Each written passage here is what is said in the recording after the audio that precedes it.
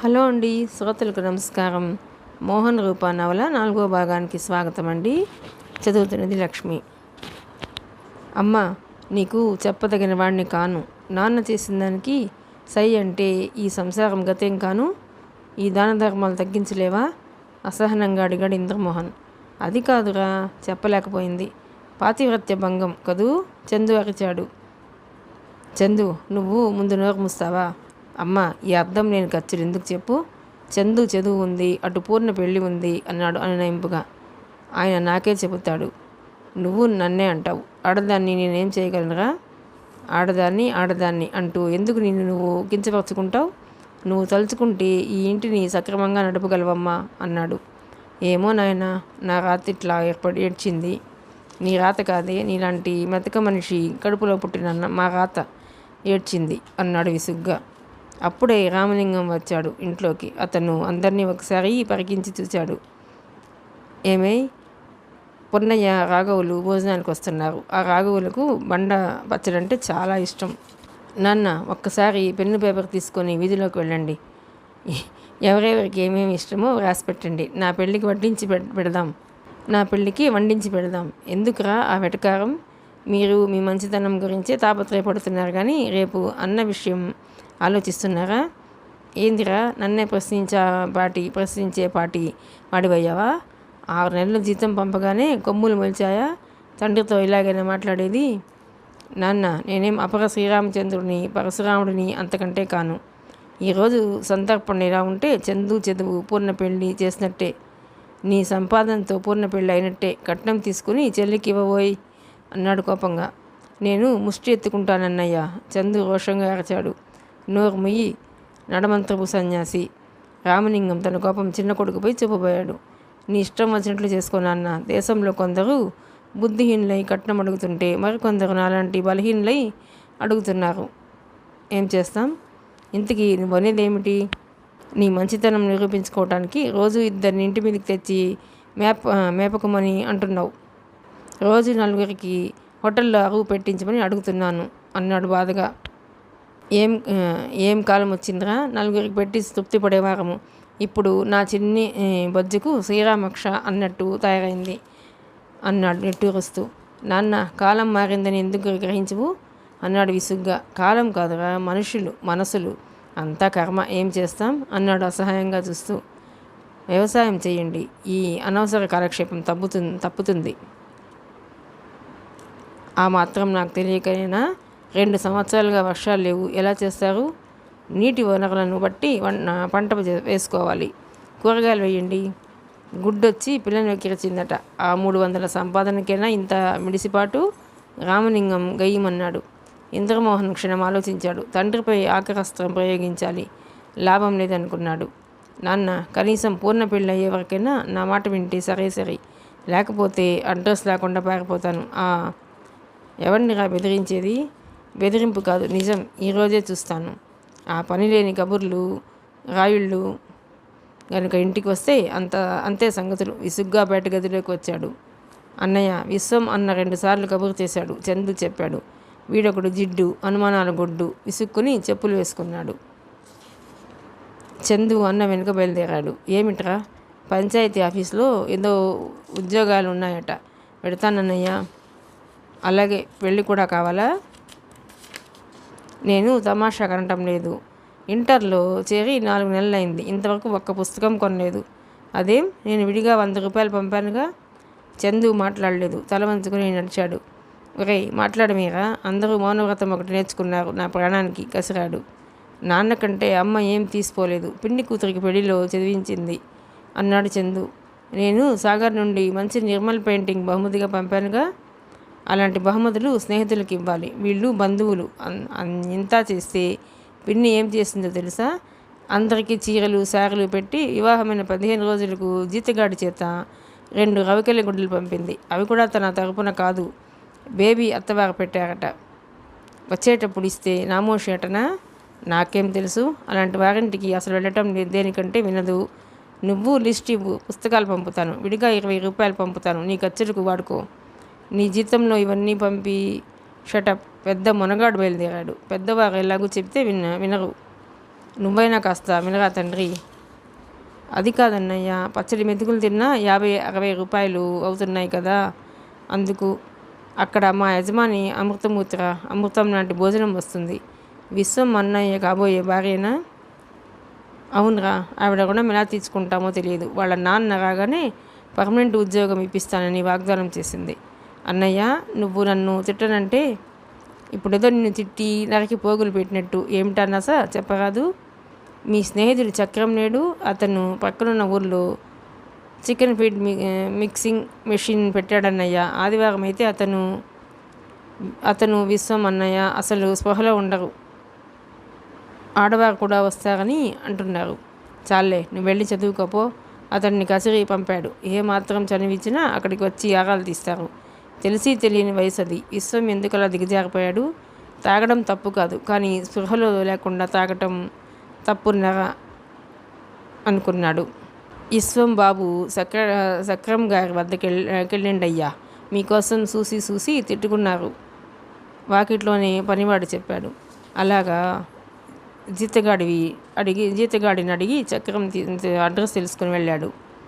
పొలం దగ్గర రేకుల షెడ్ ఉంది. దాని ప్రక్కన కుటీరంలో కనిపిస్తే అక్కడికి వెళ్ళాడు. విశ్వం గ్లాస్ నిండుగా వంపుకొని నోటి దగ్గరకు తెచ్చాడు. బీరో బ్రాందో ఇంద్రమోహన్కు తెలియలేదు. నువ్వు చేస్తున్న వ్యాపారం ఇదన్నమాట. ఇంద్రమోహన్ తిరస్కారంగా చూశాడు. గుమ్మంలో చేతులు కట్టుకుని నిల్చున్నాడు. ఇంద్ర, ఎప్పుడొచ్చావురా? ఇక్కడికి ఎలా వచ్చావు? 2 కాళ్ళతో నడిచి వచ్చాను కానీ ఏమిటి పిచ్చి వేషం? ఒరే ఒట్టురా, నాకు అసలు ఇష్టం లేదు. ఆ చక్కెరగాడు అలవాటు చేశాడు. ముందటి పళ్ళు 2 రాలగొడతాను. పిరికి వెదవా. చక్కెరగాడు గడ్డి పెడతాడు, తింటావా? తింటాడురా, తప్పేముంది. ఏనుగు లాంటి జంతురాజమే గడ్డి తింటుంది. చక్రం వచ్చాడు.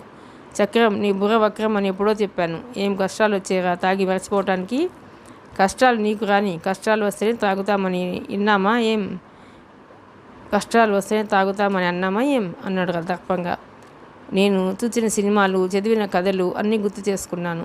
అంతా ఏదో మర్చిపోవటానికే తాగినట్టున్నారు అన్నాడు ఇంద్రమోహన్. ఒరేయ్, నువ్వు కాస్త రుచి చూడరా.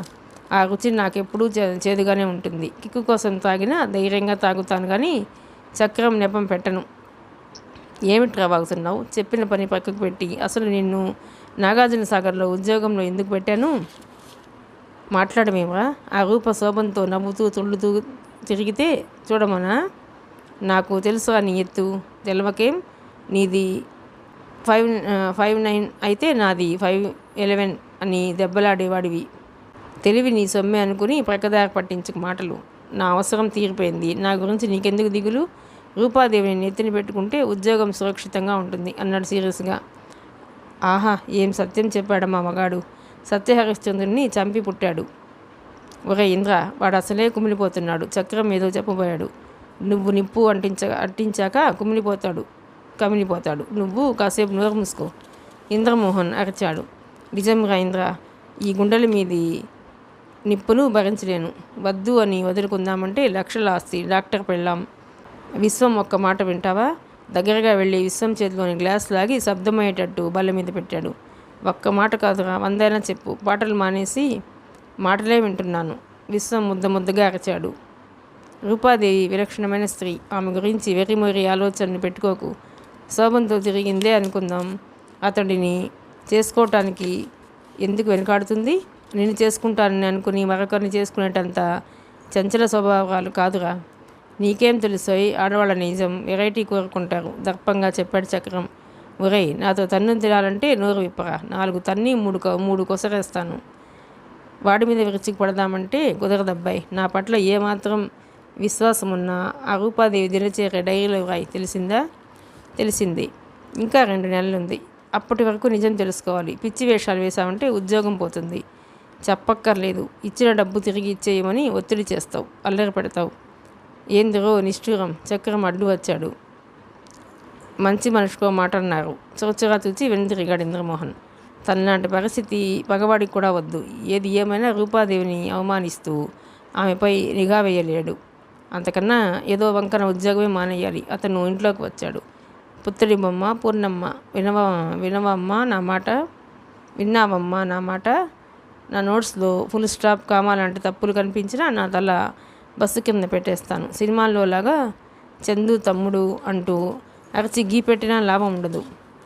అయితే నేను నీ నోట్స్ కాపీ చెయ్యను. పూర్ణ లేచింది. ఎంత దీర్ఘుడివిరా తమ్ముడు. ఫుల్ స్టాప్ కామాలు తప్పులు పోతే బస్సు కింద తలపెడతావా? ఇంకా తిండిదండగా. ఇప్పుడే వెళ్ళమ్మా అన్నాడు చెవి మెలేస్తూ. నీకు తెలియదన్నయ్యా, గతిలేక ఈ పూర్ణమ్మతో కాపీ చేయించుకుంటాను. అర్ధపంక్తిలో 60 తప్పులు రాస్తుంది. నాకు మతిలేక తమ్ముడి చదువు పాడవుతుందని రాస్తాను కానీ వీడికి మాకు యాకు భేదం తెలియదన్నయ్యా.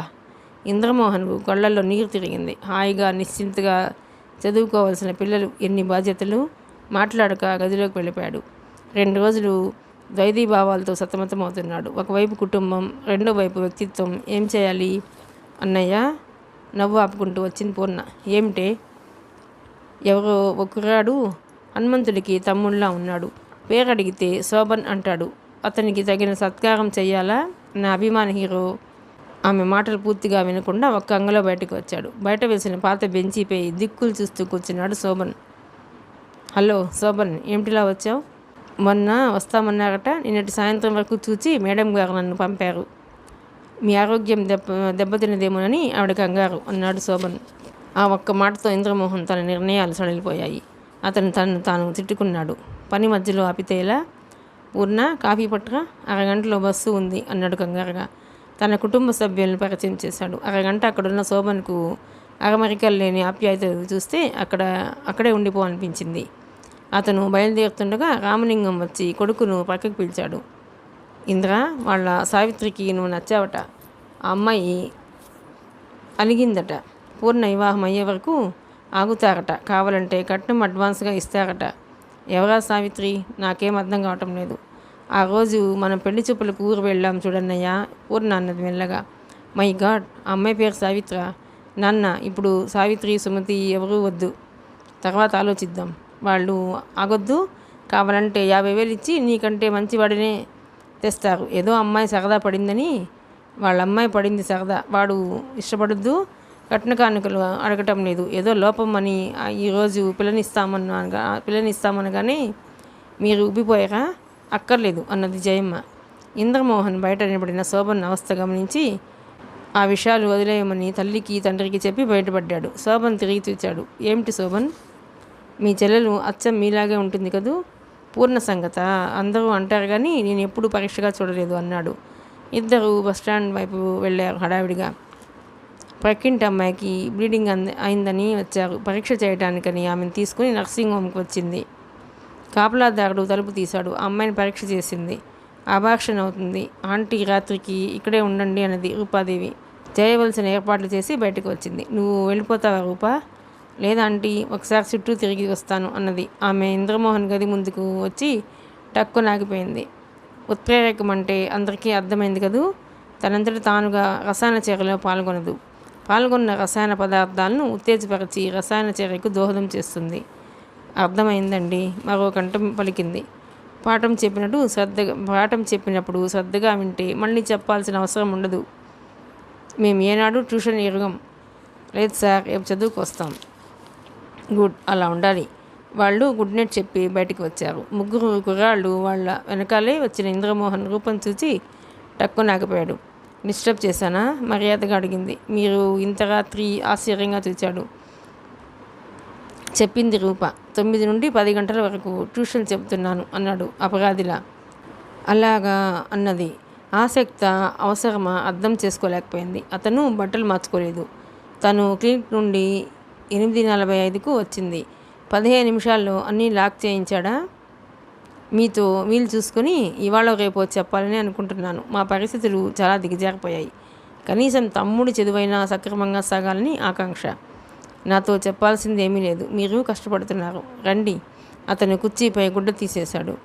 ఇది మీ కుర్చీ అన్నాడు నవ్వుతూ. అతని మంచం మీద పద్దు పుస్తకాలున్నాయి. అవేమిటి? పద్దు పుస్తకాలండి. నాకు సరుకులు ఇచ్చే కొట్టు అతను లెక్కలు చూసి పెట్టమన్నారు. అష్టావధానం చేస్తున్నారన్నమాట. నవ్వింది. పొట్ట కోసం నసిగాడు. ఏమిటోనండి, డబ్బు లేకపోతే లేదు అంటాము.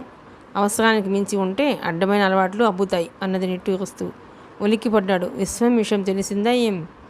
శోభన్ వాళ్లకు బాగా డబ్బుంది. కుటుంబం మొత్తంలో కాస్త జ్ఞానం ఉన్నవాడు, చదువుకున్నవాడు ఒక్కడే. అతని అన్నకు లేని అలవాట్లు లేవు. పేకాడుతూ బతుకుతాడు. అక్కలు అంతే. మనిషికో ప్రేమ కదా. నాన్నంటే అపార్థాలు, విషాదాలు చూస్తే కంపరం అనుకోండి. మీ దగ్గర అవసరానికి మించిందే ఉన్నది. మీరు అలా తయారయ్యారా పెంపకంలో ఉంటుంది అన్నాడు. నిద్ర ముంచుకు వస్తుంది. వాచ్మెన్ను పంపి ఓ కప్పు టీ తెప్పించాలి. నోటి దగ్గర చిటిక వేసింది. ఒక కప్పు టీ భాగ్యానికి వాచ్మెన్ పంపాలా? నిమిషంలో చేసిస్తాను అన్నాడు. పాలెక్కడివి అన్నది ఆవలిస్తూ. పౌడర్ ఎప్పుడు రెడీగా ఉంటుంది. పౌడర్ పాల కాస్త వికారంగా ముఖం పెట్టింది. ఏమండోయ్, మనకు వచ్చే పాలు నికార్సైన గేదె పాలని భ్రమపడుతున్నారా ఏం? స్టవ్ వెలిగించాడు. నిజమే, కళ్ళ ముందు కలుపడుగా. నవ్వింది. అతడిని చూస్తుంటే ఆమెలో తనకు తెలియని కలవరం బయలుదేరింది. తీరుగా ఉండే రూపమే కాదు, తీరుగా ఉండే మాట, అందరినీ ఒకే రకంగా చూడగలిగిన సంస్కారం. వచ్చే వారంతా అతన్ని వరుస పెట్టి పిలుస్తారు. అన్న, బాబాయ్, అబ్బాయి, బిడ్డ, పంతులు, కాంపౌండరు అని రకరకాలుగా పిలిచినా చిరునవ్వుతో జవాబిస్తాడు. అతడు బీదవాడై పుట్టటమే నేరమన్నట్టుంది. తీసుకోండి, మళ్ళీ గుర్తుకు వస్తే ఇంద్రమోహన్ టీ చేయాలి అంటారు అన్నాడు టీ కప్ అందిస్తూ. తను గ్లాస్లో వంపుకున్నాడు. మా పుణ్యమా, మీరెత్తిన అవతారాలు చాలవని వంటవాడి అవతారం ఎత్తుతారా ఏం? వంటవారే టీ కాఫీ చేయాలని ఉందా? మంచం వరగా కూర్చున్నాడు. చాలా తీయగా ఉంది. పంచదార ఎక్కువైందా? కాదు, మీ అభిమానం అన్నది నవ్వుతూ. అవును కాదు అనలేదు. ఇద్దరు మౌనంగా టీ తాగారు. మీరు భోజనం చేసి ఒకసారి అటు వస్తారా? లేచిందామె. ఇప్పుడే వస్తాను పదండి అన్నాడు అరిగిపోయిన ఆకు చెప్పులు వేసుకుని. అక్కడ రోగి విపరీతంగా మూలుగుతున్నది. ఆమె మరో ఇంజెక్షన్ ఇచ్చింది. ఆమె పల్స్ వగైరాలు చూచి వచ్చి కూర్చుంది. శోభన్ను పిలవనా? అక్కర్లేదు, నాకు ఇంతవరకు ఇలాంటి కేసు తటస్థపడలేదు. మీరు భోజనం చేసి పడుకోండి. పర్వాలేదు. స్టూల్ లాక్కుని కూర్చున్నాడు. మీ విశ్వం జావా కొన్నారట కదా? అలాగా, ఈసారి నా సమస్యలే నాకున్నాయి. వాడితో ఎక్కువగా గడపలేకపోయాను అన్నాడు విశ్వం ఉన్న స్థితి ఊహించుకొని బాధపడుతూ. ఒక్క విషయం చెబుతారా? తెలిస్తే చెబుతాను, అడగండి. మీకంటే ఎక్కువ ఎవరికి తెలుస్తుంది? మీ స్నేహితుడు ఎలాంటి వారు? అదేం ప్రశ్న? స్నేహపాత్రుడు. మా వాడి గురించి అనుమానం ఎందుకు వచ్చింది? అనుమానం మనిషి అనుకుంటాను. మనుషులు మంచివారైనా మనసులు, వయసు చెడ్డవిట. జాగ్రత్తగా ఉండమని హెచ్చరించాడు అన్నది. ఓ అదా, మొదటి నుండి వాడికి స్త్రీలు పువ్వు లాంటి వారు, జాగ్రత్తగా ఉండాలనే పాలసీ ఉందండి. అందుకే వ్రాసి ఉంటాడు. మా వృత్తిలో పలు రకాల మనుషులతో మెలగవలసి ఉంటుందని తెలియదా? తెలుసు. వాడి తాపత్రయం వాడిది. అతని మాట పూర్తి కాకముందే రోగి మూలుగులు వినిపించాయి. ఇద్దరు గదివైపు వెళ్ళారు. అరగంట తర్వాత అభాషణైంది. కావలసిన సహాయం చేసి రూపాదేవి కారెక్కింది. Good night. ఆమె కారు వెళ్లే వరకు అక్కడే ఉండి వచ్చి భోజనం చేసి నిద్రపోయాడు. మర్నాడు లేచి టీ తాగుతుండగానే రూపాదేవి వచ్చింది. మీ టీ కోసం వచ్చానని అనుకునేరు. అర్జెంటుగా మనం దగ్గరలో షూటింగ్ జరిగే ప్రదేశానికి వెళ్ళాలి. మీరు టీ అడగకపోయినా ఇచ్చే బాధ్యత నాకుంది. సగం గ్లాసు టీ ఆమెకిచ్చి బట్టలు వేసుకున్నాడు. గుడ్. అర నిమిషంలో తయారయ్యారు. శోభన్ ఆడవారి కంటే ఎక్కువ అలంకరించుకుంటాడు. ఇద్దరు వచ్చి బయట నిలబడిన వ్యాన్లో ఎక్కారు. డ్యూయట్ సాంగ్ పిక్చరైజేషన్ అట. నీళ్ళ కవతల ఉండి రైజింగ్ సన్ తీసుకుందామనుకుంటే హీరోయిన్ పడిపోయిందట. అక్కడికి వచ్చిన అతను చెప్పాడు. వీళ్ళు వెళ్ళేసరికి జనం జాతరలా ఉన్నారు. ఇంత ప్రొద్దునే వీళ్ళకి ఎలా తెలిసింది? ఇంద్రమోహన్ ఆశ్చర్యపోయాడు. సినిమా షూటింగ్లు అంటే ఇలాంటి న్యూసెన్స్ ఉంటుందని మిమ్మల్ని రమ్మన్నాను అన్నది. అందరూ ఉన్న చోటుకి వెళ్ళారు. తొక్కిసలాటగా ఉంది. దాదాపు లాక్కుపోయినట్టే తీసుకుపోయాడు ఇంద్రమోహన్. జనాన్ని కంట్రోల్ చేయటం మహా కష్టమైపోయింది. సార్, మీరు ఇంకోవైపు వెడితే కానీ వీళ్ళు కదలరు. ఇంద్రమోహన్ హీరోకు సలహా ఇచ్చాడు. అతను కదిలాడు. జనం కదిలారు. అక్కడే వేసిన టెంట్ దగ్గరికి వెళ్ళారు. హీరోయిన్ తల్లి స్పూన్తో పళ్ళ రసం పడుతుంది. రూపాదేవి వెళ్ళి ఆమెను పరీక్షించి కొన్ని ప్రశ్నలు అడిగింది. నిన్న ఆహారంలో ఏదైనా మార్పునట్టు అనిపించిందా? మామూలుగానే తీసుకున్నాను. గోంగూర పచ్చడి మాత్రం కాసింత ఎక్కువ తిన్నాను. ఏది? నాలుగు చూపండి. చూపింది. రూపక్షణం ఆలోచించింది. ఆమెకు కంగారు పడాల్సిందేం కనిపించలేదు. ఈరోజు విశ్రాంతి తీసుకోండి. రేపటికి లేచి తిరుగుతారు. విశ్రాంతి లేమి వల్ల వచ్చింది అన్నది.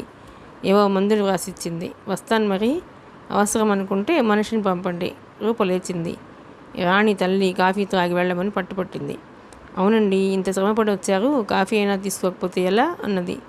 బయట మా మేనేజర్ గారు ఉన్నారు, పిలిపిస్తాను.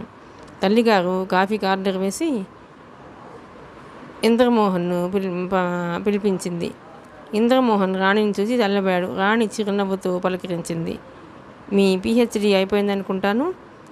లేదు, ఆరోగ్యం బాగాలేదు. మీరెలా ఉన్నారు? కంగారుగా అడిగాడు. తన ముఖంలోని భావాలు ఎవరు చూడవద్దనుకున్నాడో వాళ్ళు చూడనే చూచారు. మిగిలిన వాళ్ళంతా స్టేట్స్లోనే ఉన్నారా? రాణి ప్రశ్న కాదు, ఇంద్రమోహన్ పాలిట మరో ఆటం బాంబు వేసింది. కొందరున్నారు, కొందరు వచ్చారు. తీరిగ్గా తర్వాత మాట్లాడుకుందాం. కాఫీ తాగారా? విశ్రాంతి కావాలి మీకు. ఒకటికి ఒకటి మాట్లాడాడు. ఇంద్రమోహన్ గారు పరిచయమేనన్నమాట. రూప తల పంకించింది. కాఫీ వచ్చింది. అతనికి కషాయంలో తోచింది కాఫీ. మాట తప్పించాలని చూచాడు. వీరి ఫ్రెండ్స్ మొదటిసారి అమెరికా నుండి వచ్చినప్పుడు కలిశారు.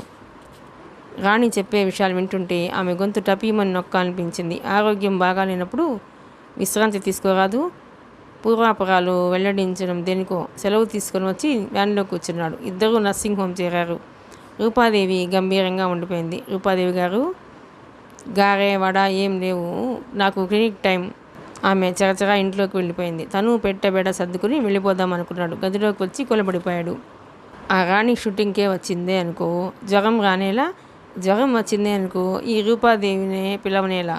పిలిచిందే అనుకో, ఆమె అసిస్టెంట్గా నేను పోనేలా. పోయాడే అనుకో, సినిమా తార కదా, కాస్త గంభీరంగా ఉండక కోడిపెట్టలా పాత విషయాలని త్రవ్వనేలా. దీనికంతా కారణం విసిగాడే. వీడి మూలంగా నాకు చావు వచ్చింది అనుకున్నాడు.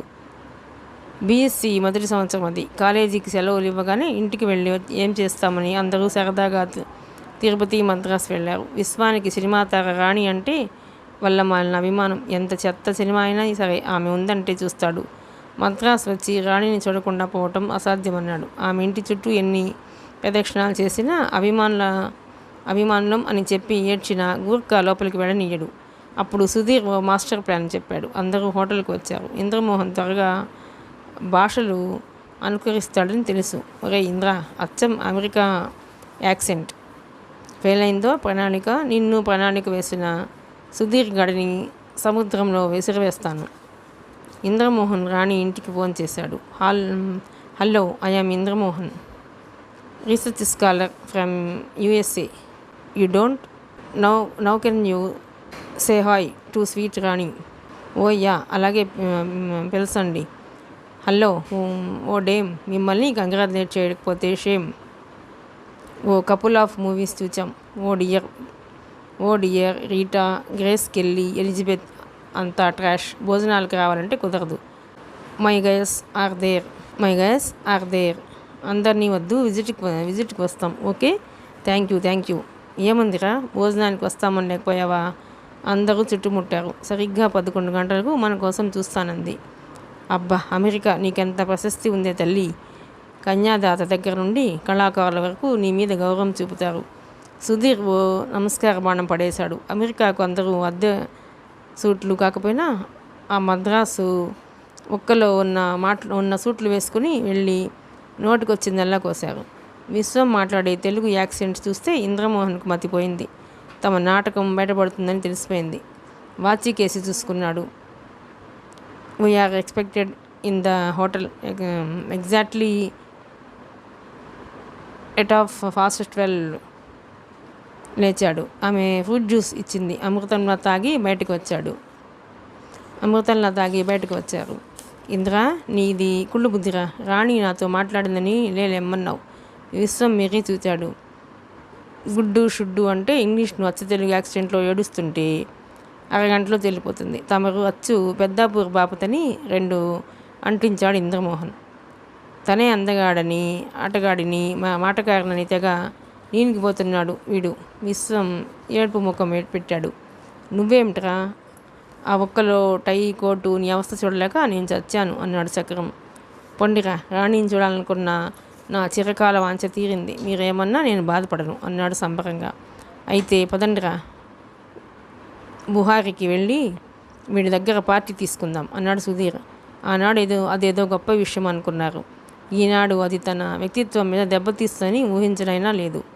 పోనీ ఆవిడకు నేనేం సత్యహరిస్తుందని రాసిచ్చానా అనుకున్నాడు. కానీ మనసు కుదుటపడలేదు. చూస్తుండగానే పేషెంట్ల క్యూ తగ్గింది. ఇటు చూస్తుందేమో అనుకున్నాడు. కాంపౌండర్ బ్యాగు తెచ్చి కారులో పెట్టాడు. గబగబా ఓ సీటీ గీకి వాచ్మెన్ని పిలిచి అమ్మగారికి ఇవ్వమన్నాడు. మరో 10 నిమిషాల తర్వాత రూపాదేవి వచ్చింది. ఏమన్నారు? నేను రాకపోతే అన్నం మానేస్తారా? మానేయండి, ఆరోగ్యం బాగుపడుతుంది. అబద్ధాలాడటం మీ వంతే, అలక సాగించటం మీ వంతేనా అన్నది. అబద్ధాలాడటం మీ వంతే, అలక సాగించటం మీ వంతేనా అన్నది.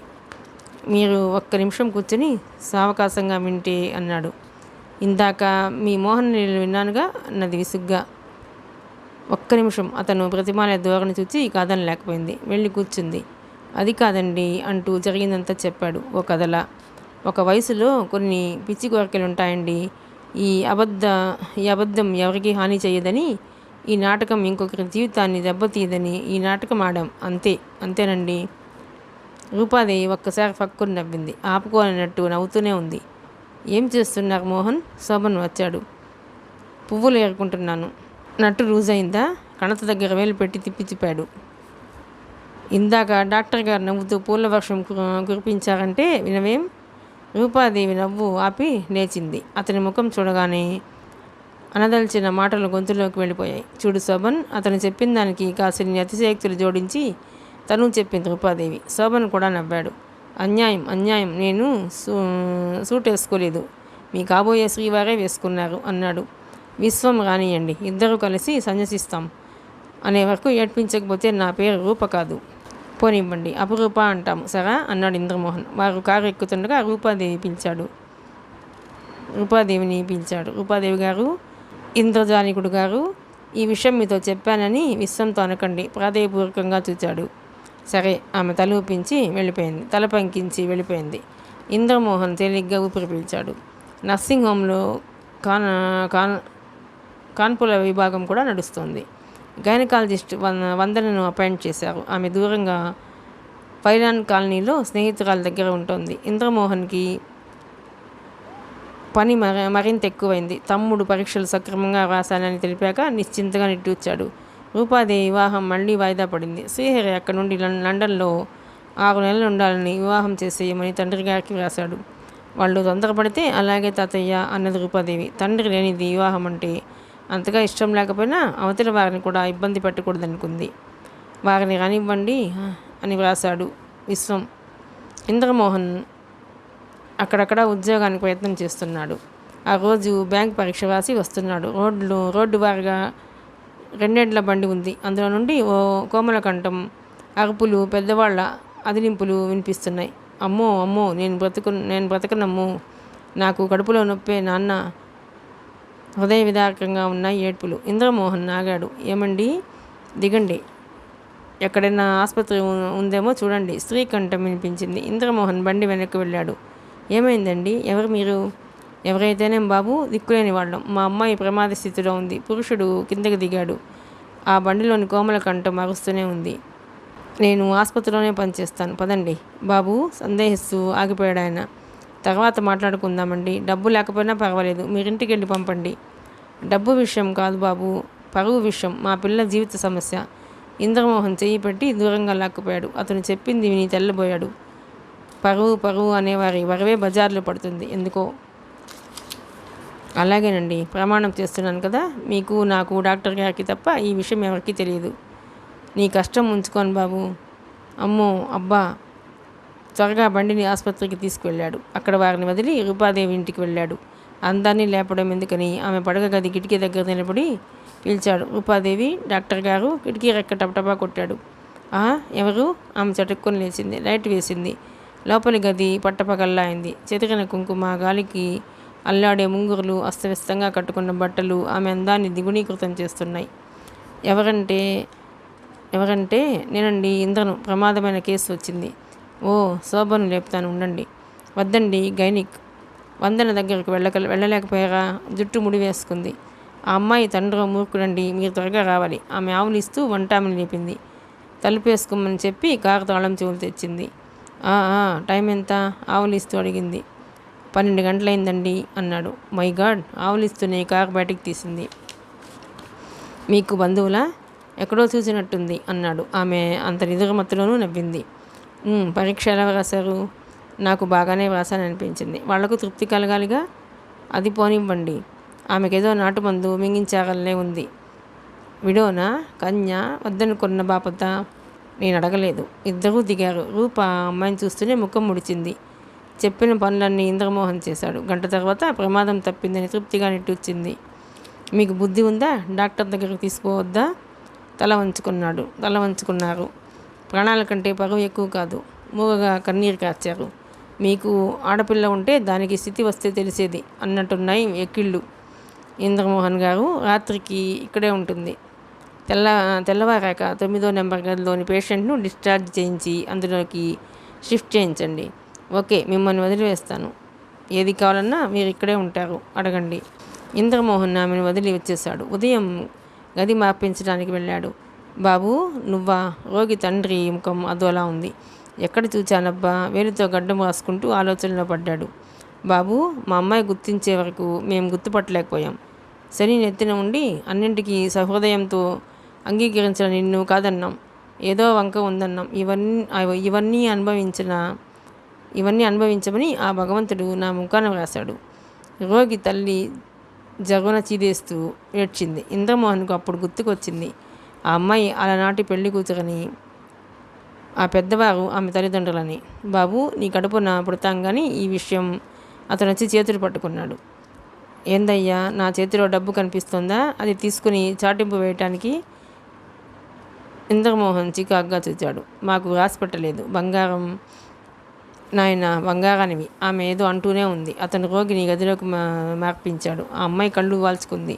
అతను క్షణం నిలబడ్డాడు. కోరికలనేవి అతి సహజమైనవి. కొందరి పాలిట వరాలైతే కొందరి పాలిట శాపాలవుతాయి. మాతృత్వం మహత్తరమైన వరం ఇలాంటి పరిస్థితిలో తీరని శాపం అవుతుంది. పెళ్ళి అయినా ఫలానా వాడు తండ్రి అన్న పిల్లలకి రక్షణ లేదు. సామాజిక నిబంధనలకు ధిక్కరించిన కన్యా సంతానానికి రక్షణ ఎక్కడా? సావిత్రి ఆమె కళ్ళు ఎత్తింది. కళ్ళ నిండా నీళ్లున్నాయి. ఊరుకోమంటే ఆదరణగా ఆప్యాయంగా ఆమె తల నిమిరాడు. ఆమె ఒక్కసారి బళ్ళున ఏడ్చింది. ఊరుకో సావిత్రి, ఊరుకోమంటే ఎంతో ఆత్మీయంగా ఎంతో ప్రేమగా ఊరడించాడు. ఆమె ముఖం దిండిలో దాచుకుంది. మీరు ఆమెను పదే పదే ఏదో అని బాధ పెట్టకూడదు. జరిగిందేదో జరిగిపోయింది అని చెప్పాడు. అతని పేరు సుబ్బారాయుడని చెప్పాడు. సుబ్బారాయుడికి ఎన్నో విధాలుగా ధైర్యం చెప్పి బయటికి వచ్చాడు. ఇంద్రయ్య, ఒక్క మాట చెప్పండి రాయుడు గారు. ఈ విషయం మీ అమ్మ నాన్నకు కూడా చెప్పొద్దు. ఇంద్రమోహన్ కోపం తారాస్థాయిని అందుకుంది. ఇప్పుడే వెళ్ళి 4 డజన్ల పోస్ట్ కార్డ్ తెచ్చి మీ బంధువులందరికీ ఉత్తరాలు రాస్తాను. అలాగే మా వాళ్ళకు కూడా, అన్నాడు చిరాగ్గా చూస్తూ. బాబు ఆందోళనగా చూచాడు. చూడండి, ఎవరో మతిస్థిమితం లేని వారు ఇలాంటి విషయాలు ప్రచారం చేస్తారేమో కానీ మాకు వేరే ఇతరత్రా పనులు లేవా? ఇప్పుడు అర్థమవుతుంది. ఎవరికైనా ఇలాంటి దురదృష్టం సంభవిస్తే మీరు ప్రచారం చేస్తారన్నమాట. తీవ్రంగా ఉంది అతని కంఠం. పొరపాటైపోయింది బాబు, అన్నాడు. అక్కడి నుండి వచ్చి కట్టడం అంతా చూసుకున్నాడు. చిల్లర పన్నే డబ్బును సమయాన్ని మింగేస్తున్నాయి. అతనికి అలసటగా ఉంటుంది. ఒక్క నిమిషం తీరిగ్గా ఉండదు. ట్యూషన్లు చెప్పటం ప్రారంభం చేశాక అసలు సమయం ఎక్స్ప్రెస్ బండిలా పరిగెత్తుతోంది. మధ్యాహ్నం క్యారియర్ విప్పబోతుండగా పోస్ట్ మ్యాన్ వచ్చాడు. 2 ఉత్తరాలు, ఒకటి పూర్ణది, రెండవది విశ్వం రాశాడు. ఇద్దరూ క్షేమ సమాచారాలే రాశారు. చివరగా విశ్వం, నా డైరీ సంగతి మర్చిపోవని తలుస్తాను అన్నాడు. విశ్వం మీద పరమ చికాకు వేసింది. అయ్యగారు, భోజనం అయ్యాక అమ్మ రమ్మని అంటున్నారు. భోజనం పక్కకు పెట్టి వెళ్ళాడు. పిలిచారట. ఆమె వెళ్ళబోతోంది. మీరు భోజనం చేస్తున్నారేమో. శోభన్కు పోస్ట్ గ్రాడ్యుయేట్ చేయాలని ఉందట. జూన్ వరకు మనకు అసిస్టెంట్ని చూడండి అన్నది ఏదో ఆలోచిస్తూ. మీరు నిశ్చింతగా ఉండండి. ఒక్కరిని చూడబోతే 10 మంది తటస్థపడతారు, హామీ ఇచ్చాడు. విశ్వం హైదరాబాద్ రమ్మని రాశారు. 2 రోజులు కాస్త చూసుకుంటారు కదూ? షూర్. ఒక్క విషయం వింటారా?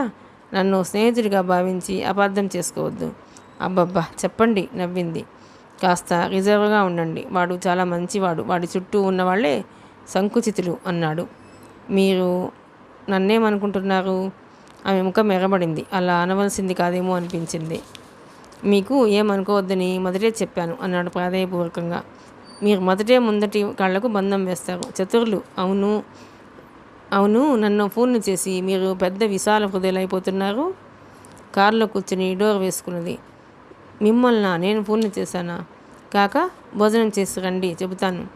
మీరు నా గుండెల్లో ఆటం బాంబులు పేల్చారు. ఇంకెక్కడి భోజనం? అయితే రండి. అక్కడే తిట్లు, అన్నం, హాయిగా భోజనం చేద్దురు. వాచ్మెన్ అయ్యగారి గదికి తాళం పెట్టు ఆజ్ఞాపించింది. ఏం చేశానురా దేవుడా అనుకుంటూ కూర్చున్నాడు. మీ గుండె చాలా గట్టిదండి అన్నది. మీరెప్పుడు చూశారు? ఇందాకే అన్నారు ఆటం బాంబు పేలిందని.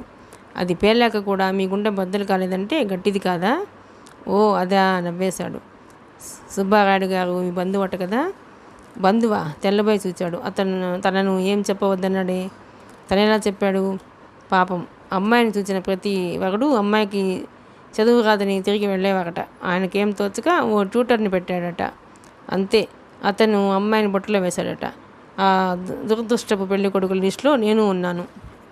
ఓ చెప్పరేం అన్నది. కారును స్పీడ్గా టర్న్ చేసి అతను ఎగిరి మళ్ళీ సీట్లో పడ్డాడు. నా లైఫ్ ఇన్సూర్ చేయలేదండి అన్నాడు. ఇలాంటి జర్క్స్ ఎంత థ్రిల్లింగ్గా ఉంటాయో మీకేం తెలుసు అన్నది కారు ఇంటి ముందాపి. నా ప్రాణం ఎగిరిపోతుంటే మీ తమాషా ఏమిటండి అన్నాడు తను దిగి. వడ్డించేయమ్మా, 1 నిమిషంలో వస్తాను. కర్మ, ఏదో సీరియస్గానే ఉన్నట్టుంది అనుకున్నాడు. మెడ మీద కత్తి పెట్టి నోట్లో అమృతం పోస్తాను అన్నట్టుంది. ఆమె స్నానం చేసి వచ్చింది. ఉరిశిక్ష పడదు కానీ కాస్త నవ్వుతూ మాట్లాడండి అన్నదామె. శోభన్ లేరా? పెళ్లి చూపు అనుకుంటాను, హైదరాబాద్ వెళ్ళాడు. ఇద్దరు భోజనం ముగించారు. ట్యాప్ శాంక్షన్ దగ్గర గుమాస్తాకు 10 రూపాయలు లంచం ఇచ్చారు. అది లెక్కలో లేదు. ఏదో రెండోసారి తిరగలేక ఇచ్చాను. చిన్న మొత్తాలే కదా. చిన్న మొత్తాలు మాకు పెద్దగా లాభం కలిగించవు కానీ మీకు తీరని నష్టం కలిగిస్తాయి. ఆమె వెళ్ళి 500 తెచ్చి ఇచ్చింది. ఇవి తీసుకోనని మీరంటే నేను అన్నం తినను. అసలు సిమెంట్ మిగిలింది పాడవుతుందని రాత్రిళ్ళు పని చేయించి కూలీలకు టీ పోస్తారు. వాచ్మ్యాన్ లంచం పెడతారు. అతను ఏమనలేదు. ఎంత భయపడుతూ వచ్చాడు. నిజంగా రూపాదేవి అపురూపమైన వ్యక్తిత్వం గల స్త్రీ అనుకున్నాడు. ఏమిటి ఆలోచిస్తున్నారు? ఏం లేదు, మీ పేషెంట్ సావిత్రిని గురించి అన్నాడు. మీ గురించే అని నిజం చెప్పలేక. పాపం, పల్లెటూర్లలో కూడా ఇలాంటి దారుణాలు జరుగుతున్నాయంటే మన సినిమాలే కారణం అంటాను. సినిమాలే కాదండి, తల్లిదండ్రులు ఏర్పరచిన హద్దులు కూడాను. ఈ దారుణాలు రూపుమాసిపోవాలంటే కో ఎడ్యుకేషన్ బడులు కావాలండి. కాలేజీ పిల్లలే చెడిపోతారని ప్రచారం అన్నాడు. అదేనండి, ఒక్కొక్కసారి ఆలోచిస్తే మనిషి విజ్ఞానవంతుడవుతున్నాడా అజ్ఞానవంతుడవుతున్నాడా అర్థం కాలేదు. సుబ్బారాయుడు దృక్పథం చూడండి. మీరు కట్న కానుకలు వద్దంటే ఏదో వంక ఉందనుకున్నాడు. మగాడు ఈ విషయంలో కొంత మెరుగేమో అన్నది రూపాదేవి. ఏ ఆధారంతో అంటున్నారా మాట? మా విషయం చూడండి. నేను అంగీకరించిన నాకంటే తక్కువ చెందిన వాడెవడు నన్ను అంగీకరించడం తెలుసు. ఒక విధంగా విశ్వం గారు సాహసమే చేశారు. అది పోనీయండి. సావిత్రి విషయం ఏం చేయమంటారు? మనం ఏమీ చేయలేం. విద్యాధికులైన మీరే తల్లిదండ్రి తెచ్చిన సంబంధం అంగీకరించారు. చదువు సంధ్యలు లేని అతి మామూలు అమ్మాయి నన్ను తిరస్కరించదని తప్పుపట్టను. ఈ మధ్య మళ్ళీ కబురు చేశారు కూడాను. ఇంకేం, వివాహం చేసుకోండి. ఆదర్శ వివాహం అని వార్తాపత్రికలో నేను వేయిస్తాను అన్నది వేళాకోళంగా. ఏమిటి, మీకు నవ్వులాటగా ఉందా? తమాషా చేశాను. ఒక అమాయకురాలికి కొత్త జీవితం ప్రసాదించడం కన్నా సార్థకత ఏముంటుంది? అయితే వివాహం చేసుకోమని అన్యాపదేశంగా హెచ్చరించడమా? అతను నవ్వాడు. అంతే మరి. ఆ తర్వాత ఇద్దరి మధ్య మాటలు పెగలటం లేదు. అతను వెళ్తానని లేచాడు. ఆమె లేచి బయట వరకు సాగనంపింది. ఇంద్రమోహన్కు ఆమె సావిత్రిని వివాహం చేసుకోమని సలహా ఇవ్వటం చేదుగా అనిపించింది. సరాసరి పోస్టాఫీస్కి వెళ్ళి 500 విశ్వానివి మనీ ఆర్డర్ చేశాడు. రూపాదేవికి చేతి నిండా పని ఉంది. పేషెంట్ని చూస్తుండగా తొందరగా వచ్చాడు ఇంద్రమోహన్. ఏమిటండి? సుబ్బారాయుడు గారు ఉత్తరం రాశాడండి. ఈ జన్మలో రుణం తీర్చుకోలేరట. వాళ్ళ అమ్మాయి తను మనల్ని ఎప్పుడు మర్చిపోరట. ఉత్తరం అందించాడు. పర్వాలేదు, మీరు చెప్పారు కదా. అతన్ని పరీక్షగా చూచింది. నీరసంగా బలహీనంగా కనిపించాడు. అదేమిటి మీరలా ఉన్నారు? అబ్బే ఏం లేదండి, కాస్త అలసట అన్నాడు. మీలాంటి వారికి రోజుకి 32 గంటలు నా పనులు ఊరుతూనే ఉంటాయి అన్నది వెక్కిరింపుగా. నా శ్రమను ఒక్క తాతయ్య గారు గుర్తించారు.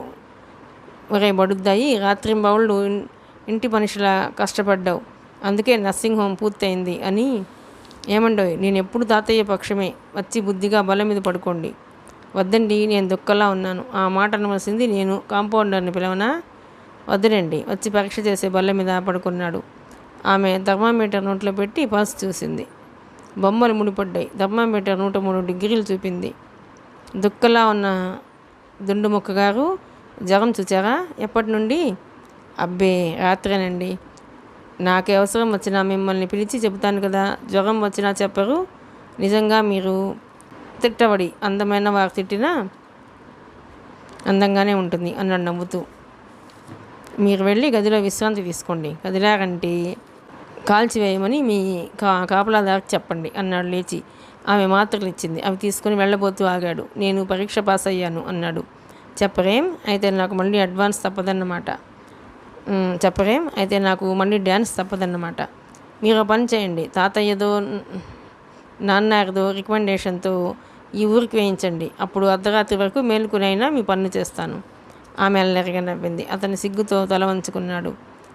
నాకు తెలుసులేండి. స్నేహితునితో హస్కు కొడుతూ 2 జీతాలు సంపాదించవచ్చని. మనిషి ఇతరులకు సహాయం చేస్తూ తన స్వార్థం ముడిపెట్టుకుంటాడు. అది చేయని వాడు మహాత్ముడో మతిలేనివాడో అయి ఉండాలి అన్నాడు. మీతో వాదిస్తుంటే నా ప్రాక్టీస్ దెబ్బతింటుంది, కానీ వెళ్ళి విశ్రాంతి తీసుకోండి. రూపాదేవి బెల్ నొక్కింది. అతను గదికి వచ్చాడు. అతని మనసు అల్లకల్లోలంగా ఉంది. తనకేమైంది? అతని కళ్ళ ముందు అందంగా వీణ తీగలు మిడుతున్నట్టు కనపడి ఆమె వ్రేళ్లు కదిలాడాయి. ఆమె డాక్టరు అతని లాంటి వారిని ఎందరినో ముట్టుకుని పరీక్ష చేసి ఉండవచ్చు. అతను మాత్రం ఆమె స్పర్శకు ఒక మధురానుభూతిగా బదిలంగా హృదయంలో దాచుకున్నాడు. మనసు అధీనం తప్పినట్టయింది. ఒకసారి అందంగా విచ్చుకునే ఆమె పెదవులు, మరోసారి ఆల్చిప్పల్లా ఉన్న కళ్ళు, ఇంకోసారి అజంతా చిత్రాలను గుర్తుకు తెచ్చి తనువులతను తలచుకుని అశాంతిగా దొరుకుతున్నాడు. ఒక్క పూట జ్వరం వస్తే మనసు ఇంతగా పాడైపోవాలా? స్నేహితుని కాబోయే భార్య పట్ల తన ఊహలు పవిత్రంగా ఉండాలి. త్వరగా ఉద్యోగం రావాలి, దూరం వెళ్ళిపోవాలి. ఇందాకే ఈ ఊరు వేయించమని అడిగావు? మనసు నిలదీసింది. జవాబు చెప్పలేకపోయాడు. మెల్లగా లేచి మందుల గదిలోకి వెళ్ళాడు. ఒకసారి తలెత్తి చూచి మళ్ళీ తలదించుకున్నాడు. కాంపోజ్ మాత్రలు 2 తెచ్చుకుని మింగి పడుకున్నాడు. రూప పని అయ్యాక ఇంటికి వెళుతూ వచ్చింది. ఇంద్రమోహన్ గాఢ నిద్రలో ఉన్నాడు. తలుపులు చేరవేసింది. వాచ్మెన్, ఒక్కసారి ఇలా వస్తావా? అతను పరిగెత్తుకు వచ్చాడు. గేటు వేసి ఇక్కడ కూర్చో. అయ్యగారు లేవగానే ఏం కావాలో ఇవ్వు. జ్వరం తగ్గకపోతే వచ్చి చెప్పు. మంచిదమ్మా. ఆమెకు ఇంటికి వచ్చిన ఆలోచనలన్నీ ఇంద్రమోహన్ చుట్టే తిరుగుతున్నాయి. సన్నిహితంగా మెలగటం మూలాన అంతకంటే సన్నిహితంగా ఎందరో క్లాస్మేట్స్ వచ్చారు. మామూలుగా మెలిగింది. అది కాక విశ్వంతో పెళ్లి ప్రస్తావన వచ్చిన నాడు కూడా మామూలుగానే ఉంది. తన జీవితంలో భాగం పంచుకునే వ్యక్తి విశ్వం. అతను ఎందుకు తన తలపల నిండిపోలేదు? అమ్మా, భోజనం చేయరా? ఆ వంట ఆమె పిలిచింది. చేస్తాను. మోహన్ గారికి జావా పాలు తీసుకువెళ్ళాలి. అదేమిటమ్మా, అన్నం పంపాను. ఆయన అన్నం తినే స్థితిలో ఉన్నారా? జ్వరం అన్నది బట్టలు మార్చుకుంటూ. అతని నవ్వులో ఆకర్షణ ఉంది. మాటల్లో నమ్రత గారడి చేస్తుంది మనసుల్ని. అతని ప్రవర్తన అందరికీ ఆమోదంగా ఉంటుంది. ఒక్కనాడు కూడా నర్సులు, కాంపౌండర్లు, పనివారు అతనిపై నిందలు మోపలేదు, నిష్ఠూరాలు వేయలేదు. ఎంత సహనం, ఎంత శాంతం. ఇప్పుడు చేయమంటారా అమ్మా? మీకు చేతనైతే చేయండి, లేకపోతే నేను చేసి పంపుతాను అన్నది లేచి వంటింట్లోకి పెడుతూ. అమ్మా, మీరు చేసుకున్నాక నేను ఉండి దేనికమ్మా? ఆవిడ నిమిషంలో జావ కాల్చింది, పాలు కూడా కాల్చింది. ఆమెకు వడ్డించి అవి తీసుకుని వంట వెళ్ళిపోయింది. రూపాదేవి సందిగ్ధావస్థలో పడింది. తన చదువు పూర్తి కాగానే విశ్వం గురించి వాళ్ళు చెప్పారు. తను అంగీకరించింది. అప్పుడు తన మనసులో ఎవరూ లేరు. ఇప్పుడు ఇంద్రమోహన్ చేరి తన మనశ్శాంతి కరువు చేశాడు. తాను కాదంటే బలవంతం చేసేటంత సంకుచితులా తన వారు? కాదటానికి ఇదేం పిల్లలాట? ఒక్కసారి అందరూ తలొక్క మాటన్నా తర్వాత తను సుఖపడగలదా? ఇంద్రమోహన్ అభిప్రాయం ఎలా ఉందో. సావిత్రిని చేసుకుంటానని అంటున్నాడు. అలాంటి అతని గుణాలే తనకు చేరువ చేస్తున్నాయి. ఆమె రెక్కపై వాలి నిద్రపోయింది. సాయంత్రం కాస్త త్వరగా తేరైంది. అయ్యగారు జ్వరం దిగిందనే చెప్పారమ్మా. అన్నం తింటానంటే వద్దని జావ ఇచ్చాను అంట ఆమె చెప్పింది. ఆమె తయారై వెళ్ళేసరికి శుభ్రంగా అన్నం పెట్టుకొని తింటున్నాడు ఇంద్రమోహన్. జ్వరం తగ్గిందా? భోజనం మానేస్తే తగ్గుతుందా? అసలు మీకు తెలుసో లేదో, రోగులు బలహీనంగా ఉంటారు, బలమైన ఆహారం పెట్టాలి అన్నాడు సాంబార్ పోసుకుని. జ్వరంలో ఉండగా జీర్ణ కోసం సరిగ్గా పనిచేయదని తెలియదా? అబ్బా, వచ్చి కూర్చోండి. వెళ్లకున్న సాంబార్ నాకేస్తూ, బాగుంది వరుస, నేను మంది ఇవ్వనని చెప్పాలనుకున్నా. వెంటనే అభిప్రాయం మార్చుకుని అతని ముందున్న కంచం లాగేసింది. ఇది అన్యాయం అన్నాడు. మాట్లాడక చెయ్యి కడుక్కోండి అన్నది కోపంగా. అది కాదండి, మీ మందులున్నాయే కడుపులో తిప్పుతున్నాయి అన్నాడు. దేనితో? గరిటతోనా, స్పూన్తోనా? మీకు వేళాకోళంగా ఉందన్నమాట. మీరు ఇంకొక మాట మాట్లాడినా ఆసుపత్రిలో చేర్చి నర్సుని దగ్గరగా నర్సును దగ్గర ఉంచాలి అన్నది. అంత పని మాత్రం చేయకండి అన్నాడు టవల్ తీసి ఆచ్ఛాదనం లేని భుజాలపై కప్పుకుంటూ. ఆమె జ్వరం చూచింది, నాలుక చూచింది. మీరు నిజంగా చదువుకున్నారా? అబద్ధంగా ఎవరైనా చదువుకుంటారా? అనుమానమైతే నా సబ్జెక్టులో ప్రశ్నలు వేయండి. 100 రూపాయల జ్వరం ఉంటే ఎక్కడైనా గుత్తి వంకాయ కూర సాంబార్తో భోజనం చేస్తారా? ఆకలండి అన్నాడు. ఆమె మరోసారి హెచ్చరించి క్లినిక్కు వెళ్ళిపోయింది. రాత్రి 8 వరకు తన పనే సరిపోయింది. పని తీర్చుకుని వచ్చేసరికి ఒళ్ళెరగని జ్వరంతో స్పృహ లేనట్టున్నాడు. బాత్రూంలో వాంతులు చేసినట్టున్నాడు. అక్కడ ఆయాని పిలిచింది. అంతా శుభ్రం చేయించింది. శోభన్ కూడా కంగారు పడ్డాడు. ఫ్లూ అయి ఉంటుంది అన్నాడు. మందులు ఇస్తూ ఇద్దరు 10:30 వరకు కూర్చున్నారు. నువ్వు వెళ్ళిపో శోభన్ అన్నది. అతను ఇప్పుడు వేరుగా ఉంటున్నాడు. రాత్రి డ్యూటీలో ఉన్న నర్సుకు అప్పగిస్తే మరి కాసేపు ఉండి అదే పని చేస్తాను అన్నది. అతను వెళ్ళిపోయాడు. అమ్మ అబ్బా కాళ్ళు ముడుచుకుంటూ దొర్లాడు. మెల్లగా చేతులతో వచ్చింది. వాచ్మెన్ వచ్చాడు. మీరు జరగండి అమ్మా, నేను పడతాను. నేను అనుకుంటూనే ఉన్నాను. గడియారంతో పాటు తిరుగుతాడు. అతను వచ్చి కాళ్ళు పట్టాడు.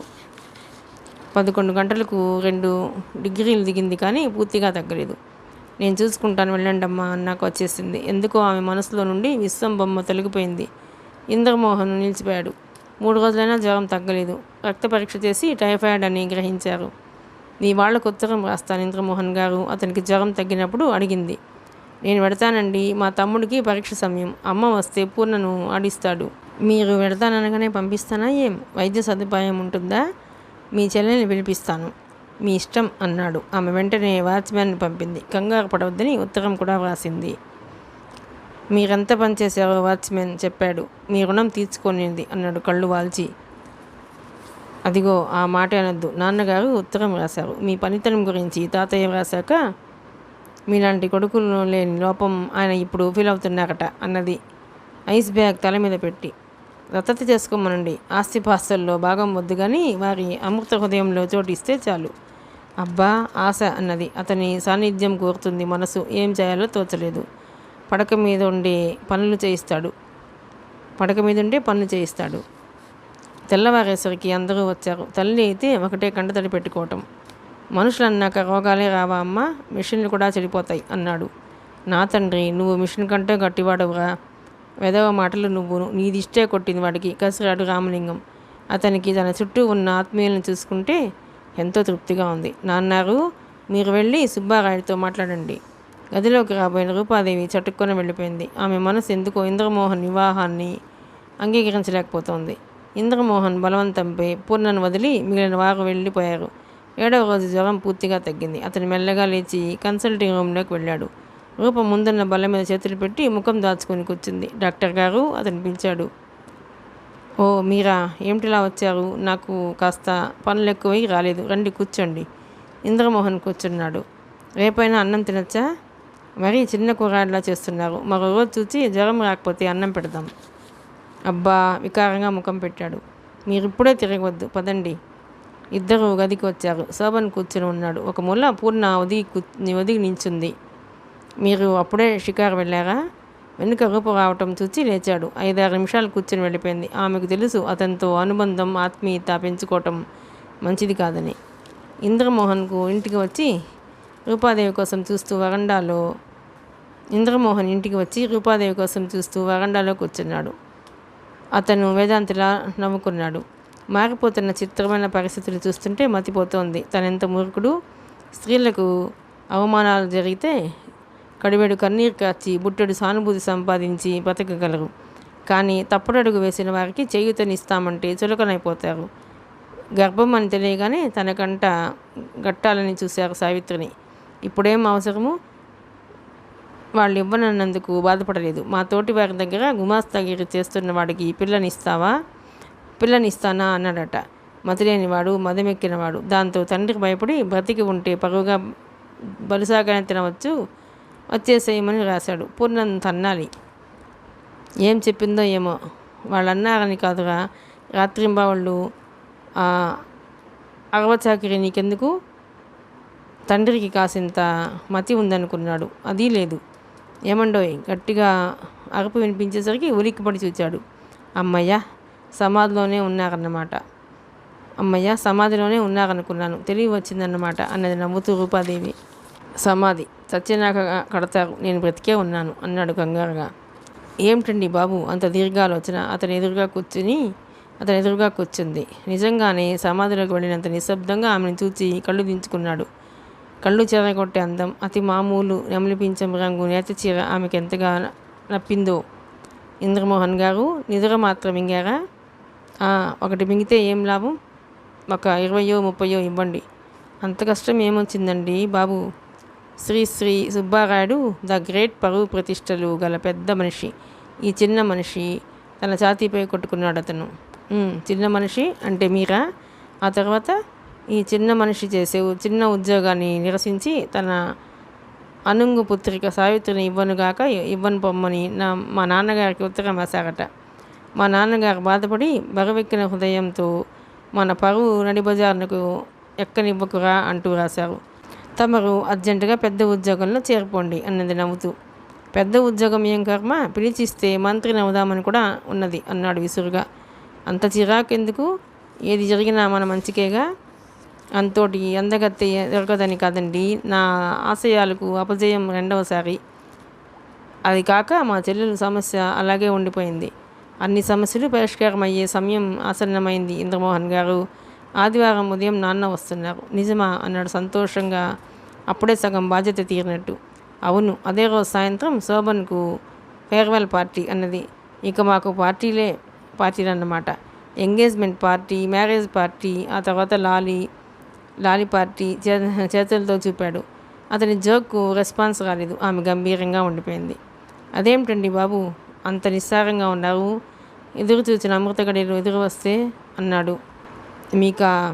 మీకా మీ స్నేహితుడిగా ఉత్సాహం మీకు లేదా? తెలిసిందండోయ్, మగాడు బయటపడతాడు, మీరేమో గుట్టుగా దాచుకుంటారు.